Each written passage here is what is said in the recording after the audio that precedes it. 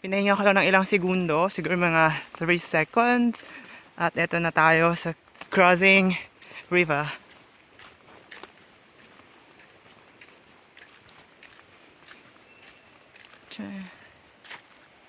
Yan. Kita niyo sa baba. So, di ganun karami ang tubig. Medyo tuyot dito. Kailangan medyo maingat sa pagbaba kasi baka madulas ka at ma-slide. So, anong pinagkaiba nun? Tagalog English lang po.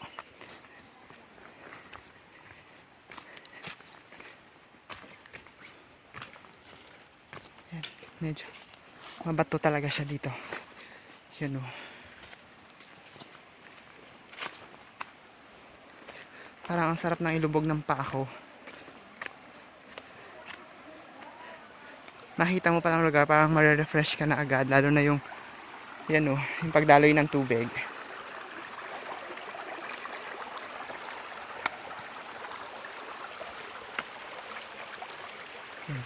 Nawala na sila sa aking paningin.